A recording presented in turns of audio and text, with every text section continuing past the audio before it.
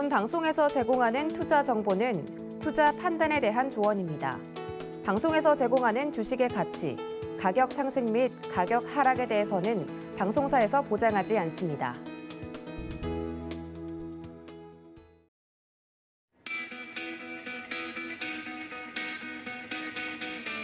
안녕하십니까. 고수익 작전 타임 진행의 도지은입니다. 간밤에 뉴욕 증시 같은 경우는 큰형님들이 또 힘을 내어주면서 기술주 중심으로 올라왔다는 소식들이 들리고 있습니다. 반면 어제 우리 증시는 하락세를 면치 못하는 모습을 보였는데요. 최근 블랙아웃 기간에 좀 들어오면서 이 시장의 거래량도 좀 마르고 있고 변동성도 축소는 되고 있지만 여전히 불확실한 요소들은 남아있는 상태입니다. 이런 상황에서 장전에 우리는 어떤 작전을 짜가야 할지 걱정이 앞서시는 여러분들을 위해서 오늘도 장전에 제대로 작전 짜드릴 테니까 끝까지 저희와 함께해 주시면 감사하겠습니다. 자, 그렇다면 뉴욕 증시 마감 상황부터 체크를 해봐야 될 것 같은데요. 글로벌 시황센터 연결하죠. 안녕하세요. 캐스터 박재은입니다. 오늘도 미국 소식들 자세히 전해드릴 예정인데요. 어떤 소식들 나왔는지 확인을 해보도록 하겠습니다. 먼저 간밤 뉴욕 증시는 일제히 반등하면서 마쳤습니다. 장 초반만 해도 기술주가 부진한 모습을 보이면서 안타까운 모습이 연출이 되기도 했지만요. 장 후반에 하락폭을 만회하면서 오히려 상승으로 돌리면서 마무리를 지은 건데요. 이 배경을 살펴보면 이 기술주가 반등하면서 올라준 모습이 가장 컸고 특히나 중국의 재봉쇄 우려에도 불구하고 기술주가 좋은 모습을 나타냈습니다. 자세한 3대 지수 흐름부터 체크를 해보도록 하겠습니다. 먼저 다우존스는 0.7% 올랐고요. 나스닥은 1.29% 상승, S&P 500이 0.57% 상승을 하면서 기술주의 상승이 가장 두드러졌습니다. 주요 기술주 앞서 말씀드렸지만 오늘 일제히 반등하는 모습을 나타냈다고 말씀을 드렸는데요. 자세한 기술주 흐름 체크를 해보도록 하죠. 애플은 0.67% 올랐고요. 마이크로소프트가 무려 2%대 급등, 그리고 알파벳 A도 2.87% 오름세를 나타냈는데 주요 기술주는 실적 발표를 앞두고 애널리스트들의 분석이 이어졌습니다. 애플은 중요한 성장 시장인 중국이 각지에서 코로나19 확산으로 인해서 부담이 크지만 그로 인해서 안 좋은 점도 있지만 동시에 호재도 있다고 밝혔는데요. 중국 판매량이나 평균 판매 단가가 애플 주가를 지지할 수 있을 정도라는 점이 호재로 작용을 했습니다. 마이크로소프트는 클라우드 성장세가 지속이 되면서 특히 대형 클라우드에 대한 성장세가 빠르다고 평가를 받고 있고요. 알파벳 A는 점유율 하락으로 인해서 올해 수익 추정치가 40억 달러 축소된 점이 있었지만 그럼에도 불구하고 상승하는 모습이 나타났습니다. 네, 이어서 살펴보도록 하겠습니다. 아마존의 1.19% 오름세로 마무리를 지었는데요. 2,921달러 선으로 거래를 마쳤습니다. 그리고 테슬라도 살펴보면 일론 머스크 CEO의 트위터 인수 소식이 들려왔죠. 이에 따라서 하락하는 모습이 나타나면서 천슬라를 내주는 움직임이 나타났습니다. 반면 엔비디아는 1.98% 오름세를 나타내면서 주요 기술주가 전반적으로 반등한 점을 확인해줬습니다. 네, 다음 장 살펴보도록 하겠습니다. 먼저 변동성 지수부터 체크를 해보면요. 빅스 지수 4.22% 밀리면서 마무리 지었습니다. WTI는 3.5% 빠지면서 마쳤는데요. 국제유가는 중국이 코로나19 확산을 차단하기 위해서 봉쇄 조치를 감행하겠다라고 밝히자 영향을 받은 것으로 풀이되고 있습니다. 이어서 골드는 2% 하락세를 연출을 했는데요. 최근 미국 달러가 계속해서 강세화를 나타내면서 계속해서 하방 압력을 받고 있는 것으로 보여지고 2월 25일 이후에 최저치로 마감을 했습니다. 네, 다음 장 이어서 살펴보겠습니다. 특징주 흐름을 먼저 체크를 해봐야겠죠. 간밤에 에너지 섹터가 가장 큰 폭으로 섹터 중에 떨어지는 모습이 나타났는데 에너지 섹터의 흐름을 좀 체크를 해보도록 하겠습니다. 중국 봉쇄령 앞서 말씀을 드렸는데 이로 인해서 확실히 국제유가가 영향을 받는 모습이 나타났고 이에 따라서 에너지 섹터도 크게 조정을 받는 모습이 나타났는데요. 자세히 살펴보면 쉐브론 2.15% 빠졌고 코노코필립스는 4.53% 하락, 마라톤 오일이 3.44% 밀리면서 전반적으로 어두운 분위기 속에서 마무리 지었습니다. 다음 장 살펴보도록 하겠습니다. 또 다른 특징주를 좀 살펴봐야 할 것 같은데요. 코카콜라가 실적 발표를 했죠. 매출과 이익 양쪽에서 컨센서스를 상회하는 실적을 발표를 했습니다. 이에 영향을 받으면서 1.06% 상승했고요. 트위터는 급등하는 모습이 나타났는데 앞서 말씀드린 대로 테슬라의 CEO 일론 머스크의 인수 소식이 결정이 되면서 영향을 준 것으로 풀이되고 있습니다. 이어서 워너 브루스 볼 텐데요. 4.52% 급등하는 모습이 나타났습니다. CNN 플러스 서비스 출시 수주 만에 서비스 종료 소식을 알리자 영향을 받은 것으로 풀이되고 있고요. 그럼에도 불구하고 4% 넘게 상승한 것으로 풀이되고 있습니다. 네, 이렇게 특징주 흐름까지 만나봤고요. 이어서 외신들 하나하나 체크를 해보도록 하겠습니다. 먼저 장 후반에 뉴욕 증시를 끌어올려준 소식부터 체크를 해봐야 할 것 같은데요. 트위터가 일론 머스크의 인수 제안을 결국 받아들였다는 소식이 나왔죠. Twitter shares rise as company announces it approved Musk's $44 billion acquisition bid. 주당 $54 정도, 약 440억 달러의 테슬라의 CEO인 머스크의 인수가 되기로 합의가 된 내용인데요. 이 부분이 알려지면서 트위터의 주가가 요동을 치는 모습이 나타났습니다. CNBC에 따르면 트위터 이사회는 이날 장 마감을 앞두고 머스크의 인수 제안을 받아들이겠다고 전격 발표를 했는데요. 발표 뒤에 일시적으로 트위터 주가는 주식 거래는 중단됐다고 밝혀지기도 했고 거래가 재개되자 6% 이상의 급등세를 시현하기도 했습니다. 한편 머스크는 트위터 내에서의 언론의 자유를 예고를 했는데요. 이 때문에 머스크가 트위터 개혁에 나서면 혐오 발언 등이 좀 확실히 마찰을 빚을 것이다라는 가능성이 제기되고 있습니다. 머스크의 트위터 인수가 합의된 이날 페이스북의 모기업이죠. 메타 플랫폼스 등의 다른 소셜미디어 업체 주가들은 또 상승하는 모습을 나타나기도 했고요. 도널드 트럼프 전 미국 대통령의 소셜미디어 주가는 반면에 급락세를 시현을 했습니다. 이렇게 머스크의 트위터 인수가 과연 향후 트위터에 어떤 영향을 줄지도 지켜봐야 할 것 같고요. 테슬라의 CEO가 이런 발언을 계속해서 내놓는 만큼 테슬라의 주가는 또 악영향을 받고 있죠. 이 부분도 함께 체크해 보시면서 함께 소셜미디어 업체의 주가까지 확인해 보시면 좋을 것 같습니다. 네, 이어서 기사 살펴보도록 하겠습니다. 코카콜라가 레스토랑 내에서의 탄산음료 가격 상승 그리고 수요 회복에 힘입어서 호실적을 발표를 했다고 하는데요. 자세히 들여다보도록 하겠습니다.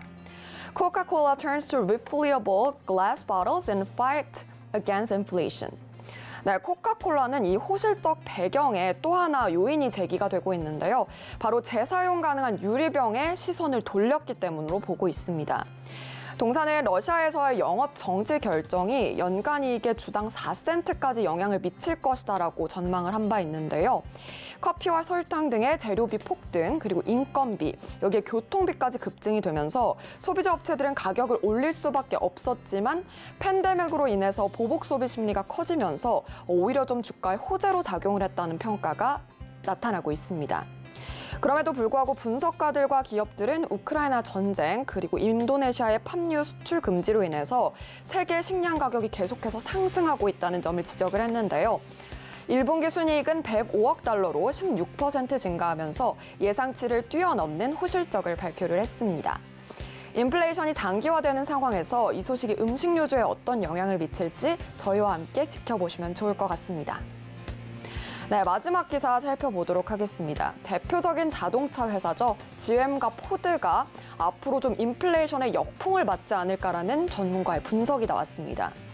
GM forced steer into the headwinds of inflation, rising rates. 최근 인플레이션 그리고 계속해서 금리 인상에 대한 우려가 커지면서 이 자동차 시장에는 역풍이 될 것이다라는 전문가의 의견이 막 줄을 이루고 있는데요. 제너럴 모터스와 포드가 지난 1월 투자자들과 대면했을 때 경영진이 예상했던 것보다 훨씬 더 적대적인 환경이 연출이 되고 있습니다. 우크라이나의 전쟁, 광범위한 경제적 영향, 그리고 공급망 붕괴 등의 여러 가지 문제가 있는데요. The far-reaching economic impact of the war in Ukraine, grinding supply chain disruptions, inflation and rising US interest rates라고 강조가 되면서 all pose a threat라고 강조가 됐죠. 이렇게 위협적인 요소들이 너무 많다는 점이 시사가 된 겁니다. 양사 주가는 1월 이후 급락세를 보이고 있는데요. GM은 지난 1월 도매물류를 25%에서 30% 개선할 것으로 내다봤지만 그에 따라서 확신이 서지 않는다는 평도 이어지고 있습니다. 포드에 대해서도 올해 전망치를 하향 조정한다고 밝히기도 했는데요. 공급망 차질로 인해서 양사의 생산이 둔화되고 있는 상황에서 작년 안에 높은 가격은 판매량 감소로 이어지고 있고 이 부분이 좀 부담이 되고 있는 상황입니다. 이에 따라서 자동차 시장의 어두운 전망이 예고가 된 만큼 앞으로 자동차 시장의 흐름 저희와 함께 지켜보시면 좋을 것 같습니다. 지금까지 외신 만나봤습니다.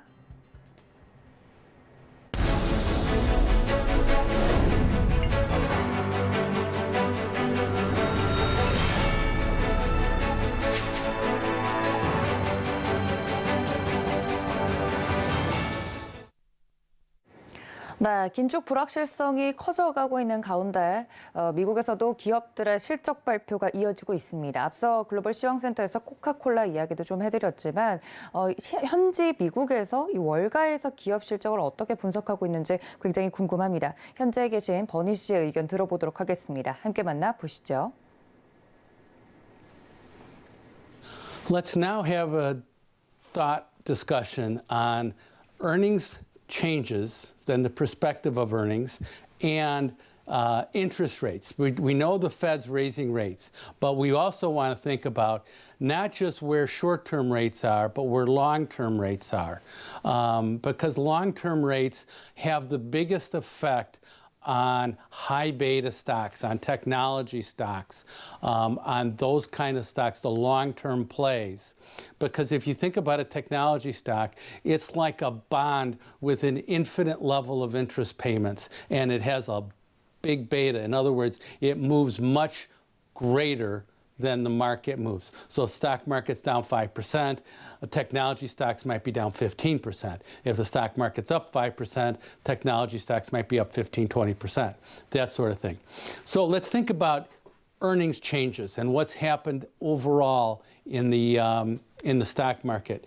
And Citibank does this earnings surprises. In other words, they look at all the earnings that comes out. Did they beat expectations? Did they underperform expectations? Was there negative guidance going forward? In other words, the company's saying, I think we're going to have a slower and slower revenue growth down the road. Or positive guidance, I think revenues are going to pick up, I think earnings are going to pick up, we're very excited down the road.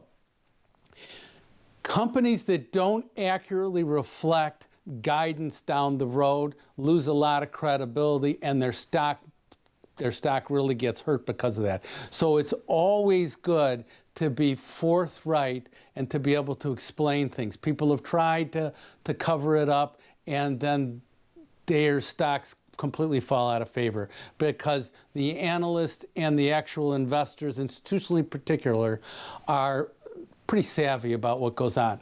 So this is earnings expectations, and what we can see, and this was COVID right here, obviously people were thinking, okay, here's things going on, and then COVID hits and everybody underperforms because we're locked in our homes, our apartments, that sort of thing. We don't drive very much. Our kids are not going to school. We were not able to go to stores, that sort of thing. We couldn't use restaurants.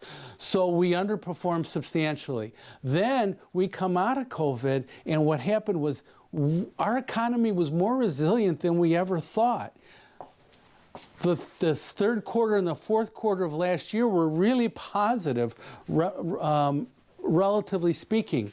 So all of a sudden we have all these positive earnings surprises. Now the fourth quarter started, okay, we get those earnings releases in the fourth quarter in, say, January, February, and we have more and more companies saying, I think our growth is slowing down, and we're now seeing a negative earnings surprises. So more people are getting surprised on the negative side. There's fewer and fewer positive guidances relative to negative guidances going forward. So you've got companies that say, I think our revenues are going to be not as strong a growth in the next, say, 6 to 9 months, or 6 months to 1 year out, as we have experienced prior to that. And they may have experienced 30% revenue growth. They may have experienced 15, whatever it is, they want to be able to tell people that they're not going to see the positive revenue growth in that same acceleration phase. And so what happened to those stocks? Those stocks went down substantially.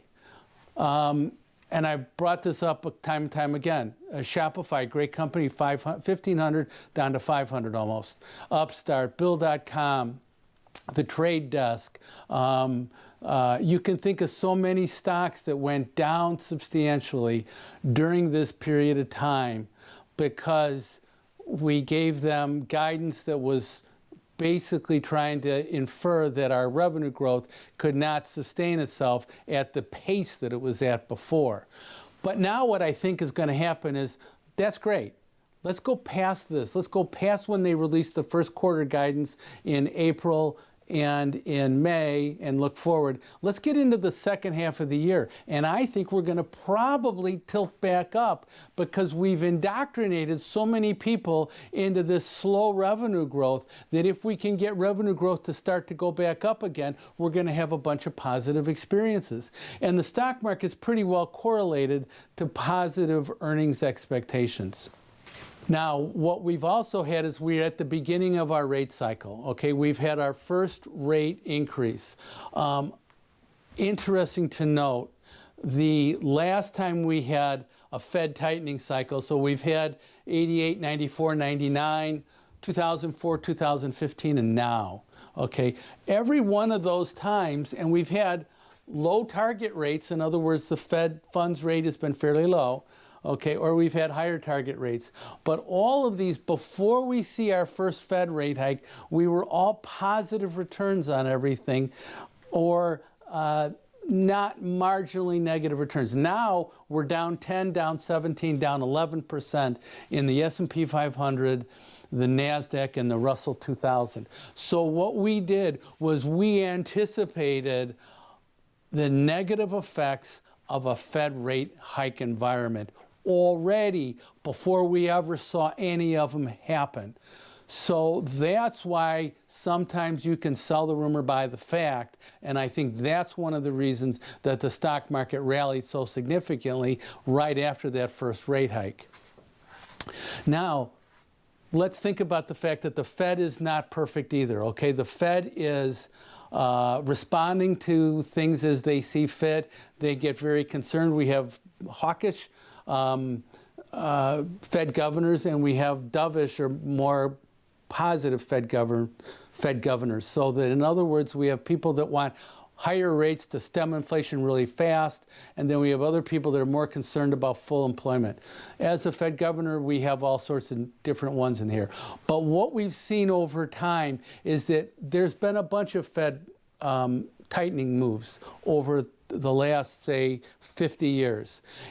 And once we have a tightening move end, how fast do they go and they start to lower interest rates? In other words, they overcompensate and they provide much more liquidity down the road right after that. So we go back and we look at these. In 1973, 2 months after they stopped raising rates, they lowered rates. In 1979 and in 1980, 1 month after they stopped raising rates, they lowered rates. They sent them back up here. This was the ultimate bottom of the stock market. This was when Dow Jones was trading around 660. But 2 months, 4 months, 5 months, 8 months, 15 months, and 7 months. Now, these are longer, but they're also coming from levels that were nowhere near as high as these interest rate levels were back in the 70s and 80s. So what we know is that the Fed can make mistakes. The Fed can over-tighten, over-ease. We've seen the over-easing. We saw the liquidity pour into the market after COVID. We saw a stock market rally from the middle of 2020 through the end of 2021 that was pretty unbelievable. Very little, no 5% price declines during that whole move. Now we get them all thinking, hey, we have full employment, we have too high inflations for all sorts of supply shock reasons, which may or may not wind up staying with us. I don't believe they will in the second half of this year. And we're going to see a Fed that maybe raises rates too much and then has to provide liquidity back into the market again. So I think if we think about things in a big picture, we're in a long-term bull market. And within those long-term bull markets, we have significant price declines that allow us to be able to purchase stocks at more attractive prices. I think for the rest of this decade, it's a bold statement, and I don't necessarily have to back it up. But my personal belief is that we're in a long-term stock market rally because we have a great workforce, a demographics that we've talked about before, where we have a high percentage of people between, say, 30 and 45 years old, which are the drivers of the economy. They provide revenue into the economy as opposed to the older generation that takes revenue out of the economy because they don't work if they're retired, and the younger people that consume and don't save anything. So I think that given all these things and the technology and the growth that we're going to have in technology over the next, say, 3 to 4 to 5 years is part of the reason that we're in this long-term growth phase. So demographics, technology advances, those things are reasons that we can see price declines in the market and use those as buying opportunities. 네, 버니의 미국 주식은 서울경제TV 유튜브 채널에서도 다시 보기 하실 수 있으니까요. 이 점까지 확인해 주시길 바랍니다.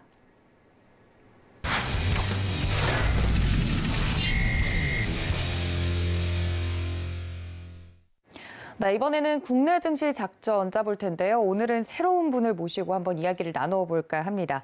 에이블 에셋의 유강희 대표님 연결되어 있습니다. 대표님 안녕하십니까? 네, 안녕하세요. 네, 반갑습니다. 목소리로 지금 함께하고 계시는데요. 처음 이제 만나보시는 서울경제TV 시청자분들께 인사 한 말씀 부탁드립니다. 네, 안녕하세요. 유강희입니다. 이번에 고수익 작전 타임에 참여하게 되었는데 아침에 하는 방송인이만큼 주식 거래를 하실 때 도움을 드릴 수 있도록 열심히 노력하도록 하겠습니다. 네, 지금 전화로도 열심히 하겠다는 그 마음이 여기까지 느껴지는 것 같아서 기분 좋게 좀 이야기를 나눠보도록 하겠습니다. 첫 번째, 어떤 키워드로 이야기를 나눠보면 좋을지 화면으로 먼저 만나보시죠. 네, 물가가 성장보다 더 걱정이라고 적어주셨습니다. 최근에 연준의 공격적인 금리 인상 이야기와 더불어서 이런 상황을 앞두고 이창용 한국은행 신임 총재는 성장도 걱정이지만 이 물가가 더 걱정이다 이런 이야기를 했다고 하는데 이 부분에 대해서 저희가 어떻게 좀 풀이를 해봐야 될지 이야기를 좀 나눠보겠습니다. 네, 먼저 미국 상황을 좀 살펴볼 필요가 있을 것 같은데요. 미국 연준이 이제 치솟는 물가를 잡기 위해서 시장 예상보다 빠르고 그리고 강하게 기준금리를 올릴 수 있다는 불안감이 나타나면서 전일 우리나라 증시가 하락하는 모습을 보였습니다. 미국 3월 소비자 물가지수를 살펴보면 8.5%로 역대 최고치를 기록을 했지만 중국 보세로 이제 원유 가격이 안정화되면서 3월 소비자 물가지수가 피크가 아닐까라는 기대감이 좀 있었습니다. 그런데 파월 의장이 5월 FOMC 회의에서 50bp가 회의 테이블에 있을 거라고 이야기를 하면서 주식시장이 급속히 안 좋아지는 모습을 보였는데요. 연준이 이렇게 좀 공격적으로 금리 인상을 하게 되면 우리나라도 영향을 받을 수밖에 없을 것 같습니다.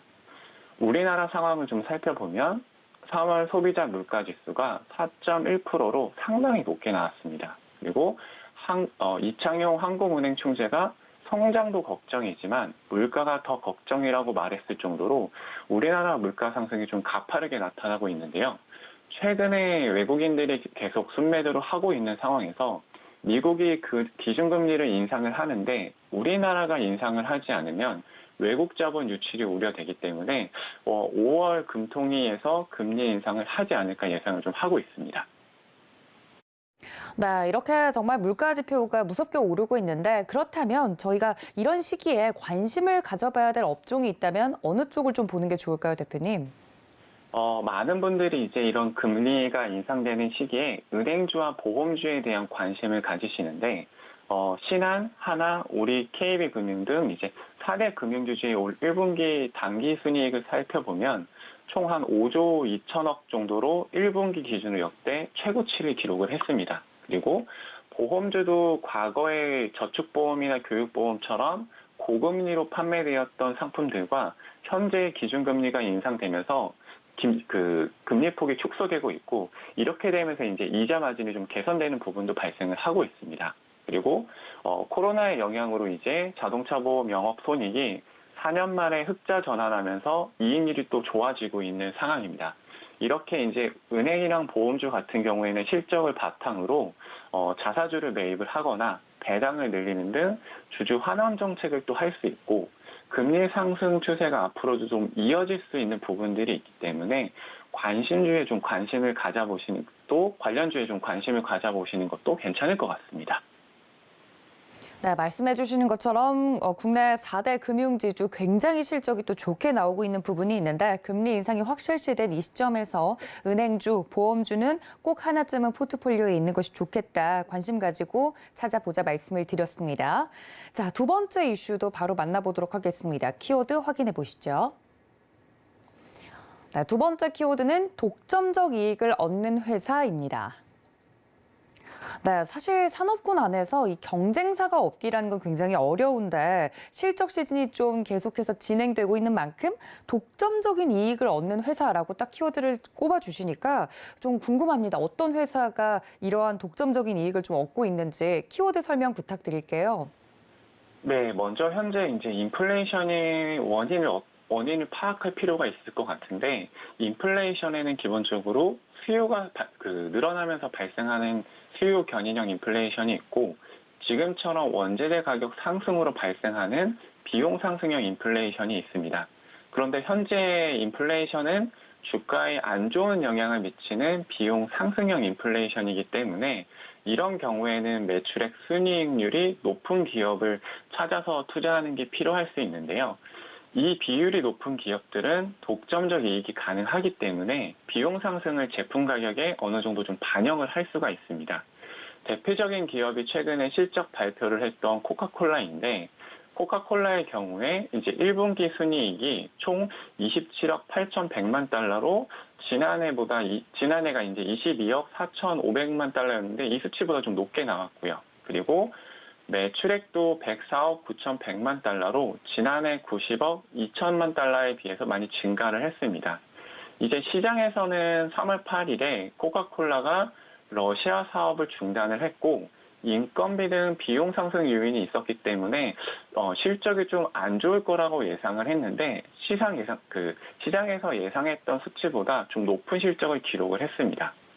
이렇게 좀 코카콜라와 비슷한 국내 기업들을 찾아보면은 이제 뭐 라면은 농심, 간장은 샘표 같은 회사들이 있을 수 있는데 샘표 같은 경우에는 어저께 좀 급등을 해서 들어가기 부담스럽지만 이런 기업들은 시장에서 독점적 지위를 가지고 있고 비용 상승을 제품 가격에 전가할 수 있기 때문에 매출액 순이익률이 높은 기업들에 좀 관심을 갖고 관련 기업에 투자해보는 것도 좋은 아이디어가 될 것 같습니다. 네, 매출액 순이익률이 높은 기업들에 관심을 좀 가져보자라고 독점적 이익을 가져가고 있는 회사들 좀 키워드 분석을 해봤습니다. 그렇다면 대표님, 오늘장 전략을 또 짜봐야 될 것 같은데요. 장 시작 전에 저희가 챙겨가야 할 시장 대응 어떻게 좀 짜볼까요? 먼저 어제 미국 주식시장이 이제 국채 금리가 하락하면서 빅테크 중심으로 좀 반등하는 모습을 보였는데요. 우리나라 주식시장도 오늘은 미국의 영향을 받아서 반등이 예상이 됩니다. 하지만 이제 상하이에 이어서 베이징까지 봉쇄에 들어가면서 중국발 경기 침체 우려가 좀 있고 아직까지는 금리 인상 이슈가 계속해서 있기 때문에 기업 실적 발표와 FOMC 회의를 좀 보면서 대응을 하면 좋을 것 같은데요. 첫 번째로 기업 실적을 보면 25일 어제 현대차 실적 발표가 있었습니다.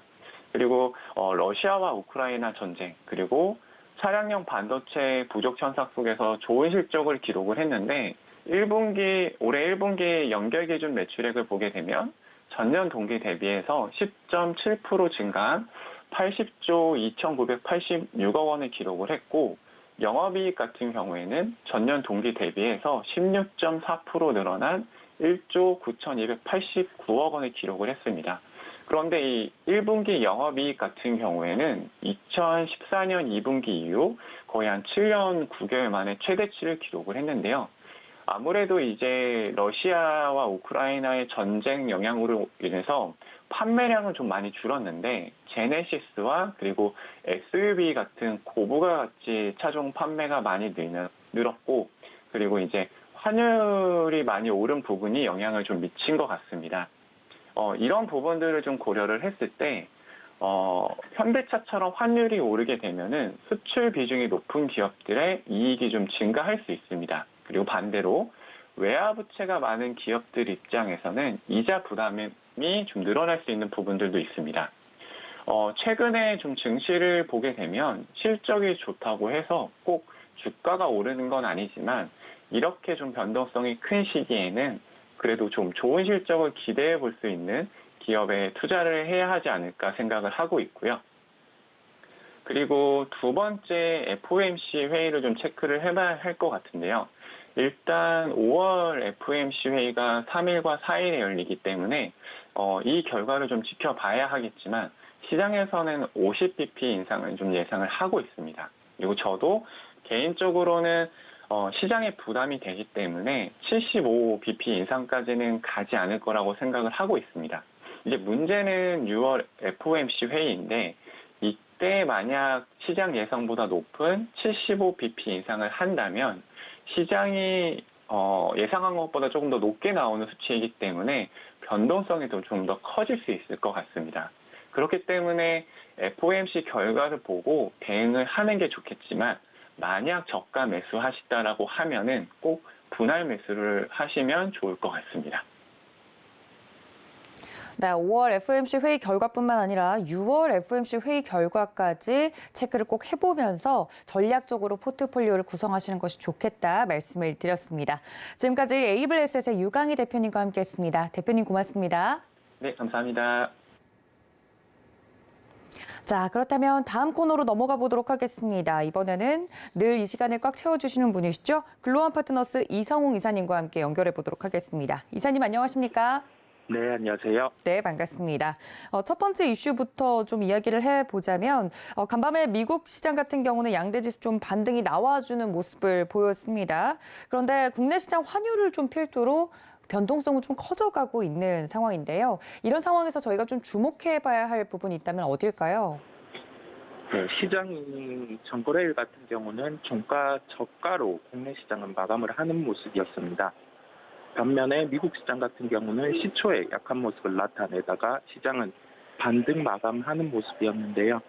우리나라 시장에 비춰봤을 때 아무래도 현재 시장의 변동성 커진 상황에서는 조금 더 생각을 심플하게 볼 필요가 있겠고요. 그 심플함 속에서 아무래도 시장의 키는 수급이라고 말씀을 드리겠습니다.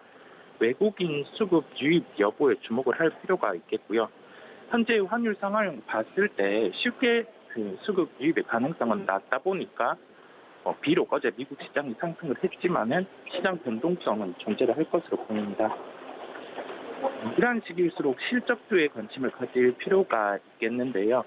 먼저 실적을 발표한 기업 중에서 오늘은 살펴볼 만한 기업을 특징주로 말씀드리겠습니다. 네, 외국인들의 수급에 대해서 이야기를 지속적으로 좀 해주고 계시는데요. 어제 우리 시장에서 수급이 별로 좋지 않았는데 그렇다면 오늘 장에서 좀 이 수급과 관련돼서 볼만한 특징적인 종목이 있다면 어떤 종목일까요? 네, 전일 장 마감 후에 실적을 발표한 기아를 말씀드리겠는데요. 기아가 1분기 실적 예상치를 상회하는 실적을 발표했습니다. 영업이익 기준으로 1조 6,100억 원의 실적을 발표를 했는데요. 이 세부적으로 실적 내용을 살펴보면은 환율 측면에서 긍정적인 영향, 그리고 일부 그 해외 사업부 쪽에서 매출에 증대된 부분, 그 다음에 매출 믹스 개선. 이 믹스 개선이라는 점은 아무래도 매출 구조상 고가의 제품이 판매가 늘었다는 점을 저희가 알 수 있습니다. 2분기 같은 경우는 러시아 우크라이나 사태의 그런 영향이 본격적으로 실적에 반영되는 구간이다 보니까 아직 불확실성이 존재를 하겠고요. 그렇다 보니 저희가 실적 시즌 안에서 기아 같은 경우는 좋은 실적을 발표했고 오늘 시초에 주가는 강할 수 있기 때문에 초반에는 살펴보겠지만은 아주 공격적으로 접근하기에는 약간의 부담이 있는 걸로 결론을 짓겠습니다. 네, 장 초반에 기아는 조금 살펴보고 들어가는 것이 좋겠다 이렇게 전략을 좀 해드렸는데 지금 가격 구간 자체가 좀 부담스럽진 않을까요?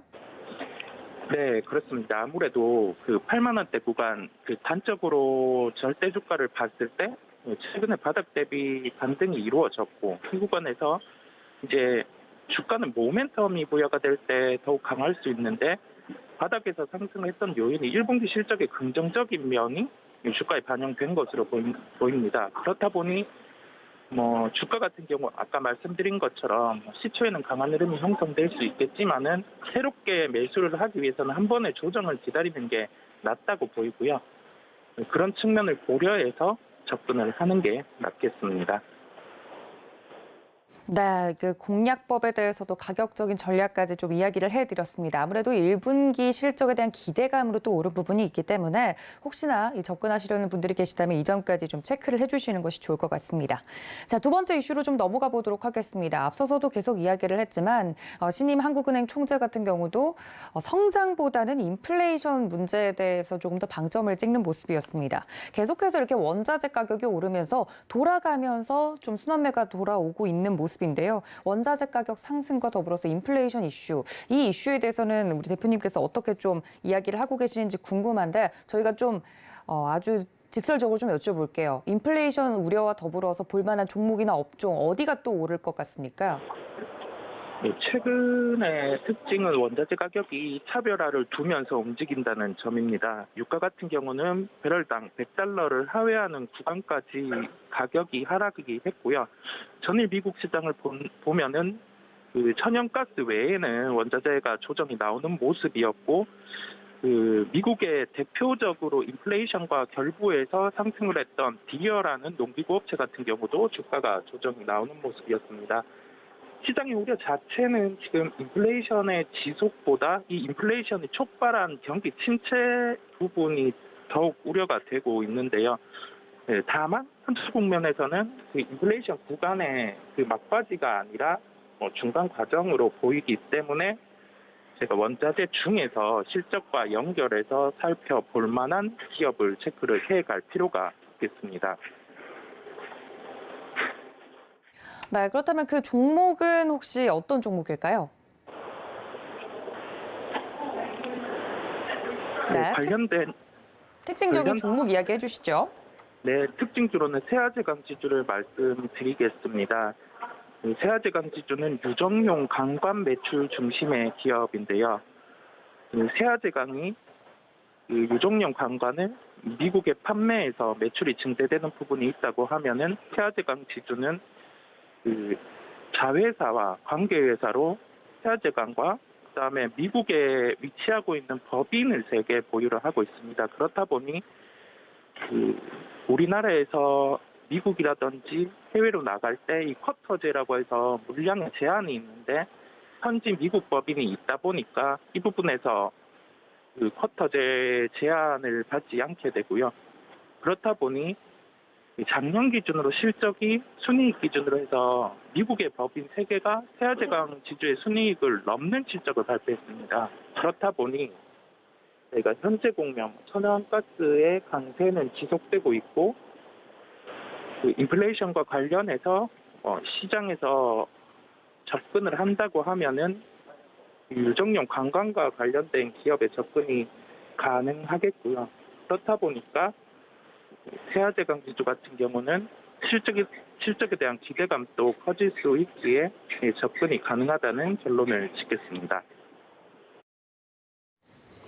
네, 원자재 가격이 오르면서 계속해서 이야기가 나오고 있는 인플레이션 이슈에 따라서 볼만한 특징적인 종목, 세아제강 지주사 이야기를 좀 해드렸습니다. 그렇다면 가격 전략은 혹시 밴드 구간이나 이런 부분 어디까지 좀 보고 계실까요? 최근에 2거래일 정도 주가는 하락을 하는 모습이었습니다. 아무래도 전일 시장의 영향도 있겠지만은 그 인플레이션과 관련된 종목들의 일부 조정세도 나왔기 때문에 이런 영향이 있었던 것으로 보이는데요. 현재 국면 가격적으로 봤을 때는 추가 하락도 가능한 구간입니다. 그렇다 보니 저희가 밴드의 범위를 넓게 잡을 필요가 있겠는데요. 13만 5천 원에서 14만 원에서는 다시금 반등을 염두에 두고 가격적인 측면에서는 접근 가능하겠습니다. 네, 밴드를 조금 넓게 보고 보자 이야기를 좀 해드렸으니까 혹시나 특징적인 종목 눈여겨보고 계시는 분들은 이 점까지 체크해 주시면 좋을 것 같습니다. 자, 그렇다면 이사님 오늘장 전략에 대해서는 어떻게 짜보는 게 좋을까요? 오늘 미국 시장 반등은 했지만 변동성이 확대되는 국면으로 저희가 볼 수가 있겠고요. 아무래도 한일적인 측면에서 외국인 매수가 유입되기 부담스러운 측면이 있다 보니까 중립 이하의 시각을 유지하고 대응하는 게 나을 것으로 보입니다. 급하게 매수를 할 필요는 없겠고요. 1분기 실적에 초점 맞춰서 실적 나오는 종목들 위주로 한번 흐름을 살펴보는 구간으로 삼으시면 되겠습니다. 결론적으로 관망의 시각도 필요하기 때문에 시장 한번 오늘은 보수적인 흐름 유지하면서 살펴보는 걸로 결론 지겠습니다.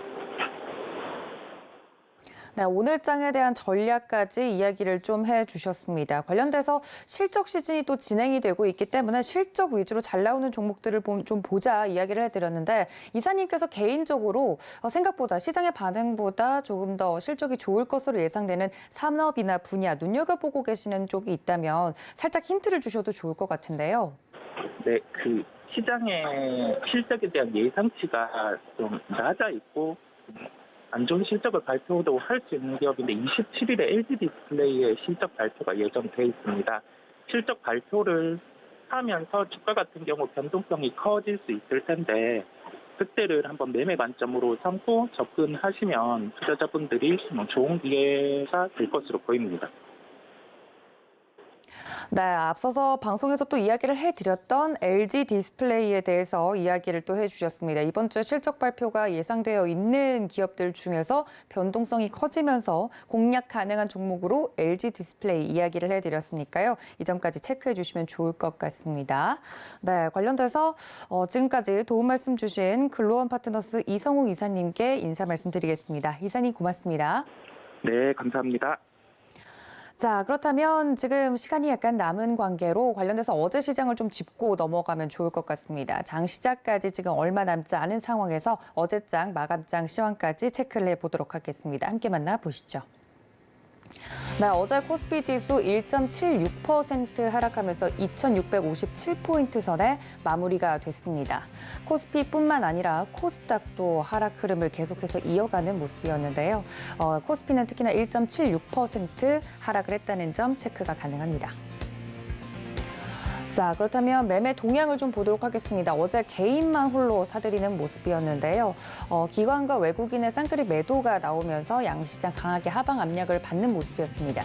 기관은 3,476억 원어치, 외국인은 7천억 원어치 가까이 팔아내면서 양 매도가 좀 나오면서 양지수가 끌려 내려오는 모습을 연출을 했습니다.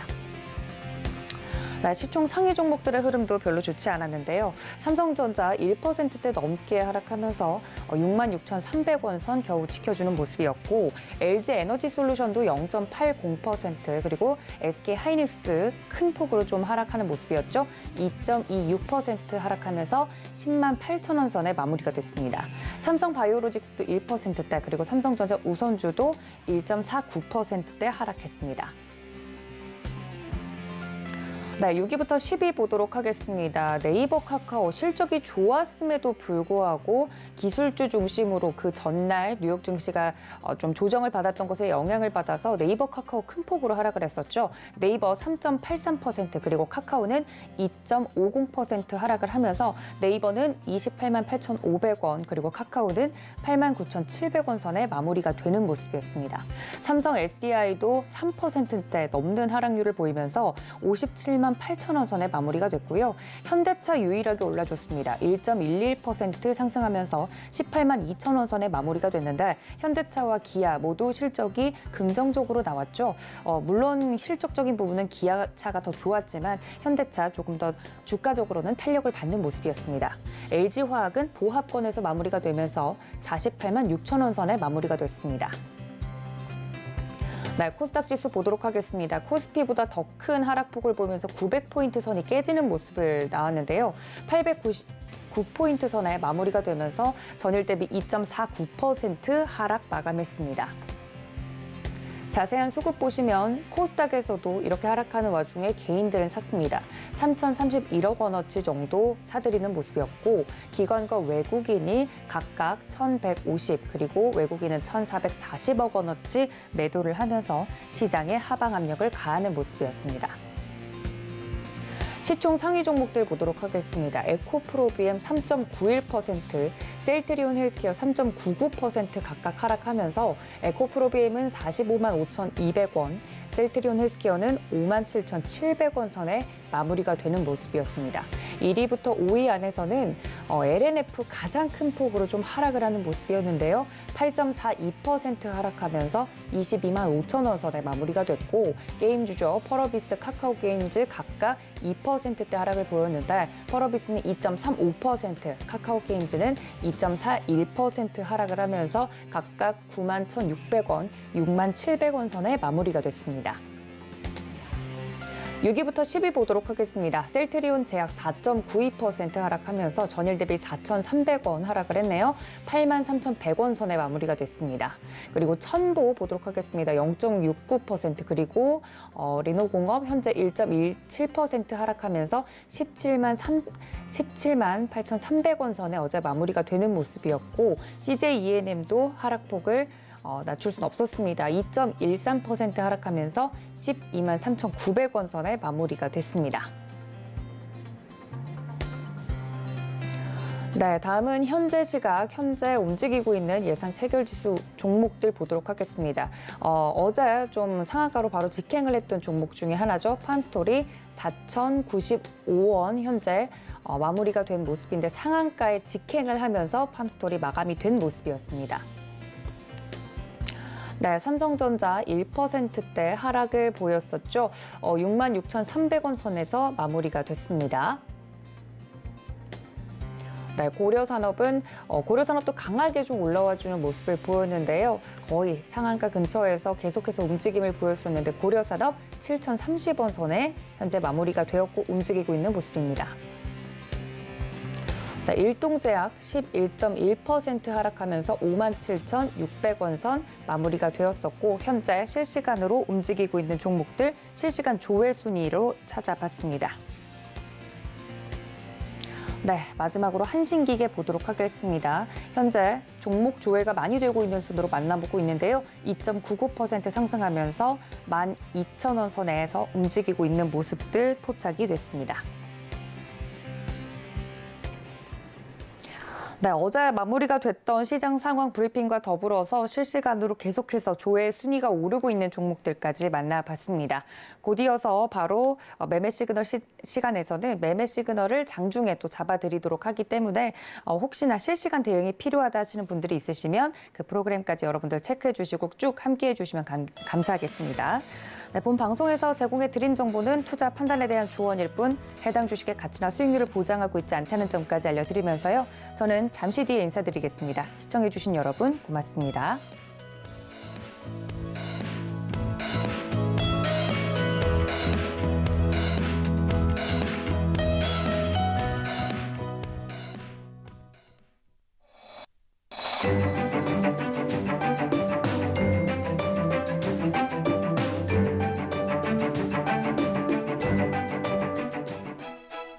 안녕하세요. K웨더 라이프스타일 예보 김단비입니다. 현재 레이더 영상 보시면 전국이 대체로 흐리고 서울, 경기를 제외한 전국 곳곳에 비가 내리고 있는데요. 특히 경남권 해안과 제주도에는 호우특보가 내려진 가운데 시간당 10mm 이상의 비가 내리고 있습니다. 이 비는 오늘 아침 강원 영서와 충청 북부 지역부터 그치기 시작해서 충청 이남 지방은 오후에 대부분 그치겠고요.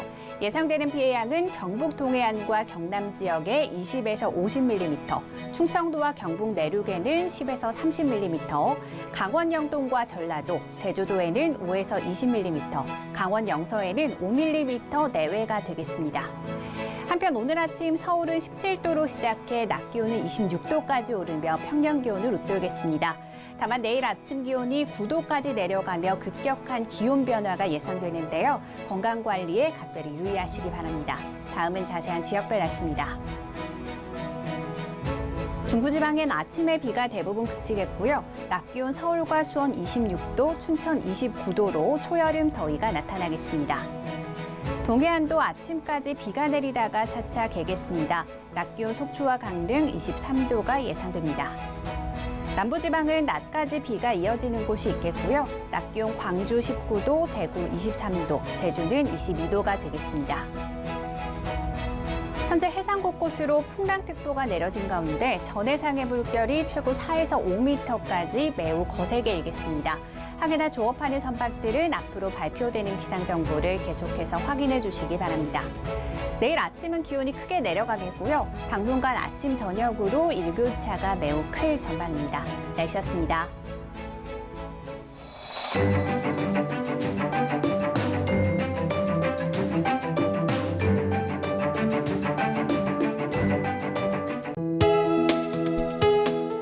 본 방송에서 제공하는 투자 정보는 투자 판단에 대한 조언입니다. 방송에서 제공하는 주식의 가치, 가격 상승 및 가격 하락에 대해서는 방송사에서 보장하지 않습니다.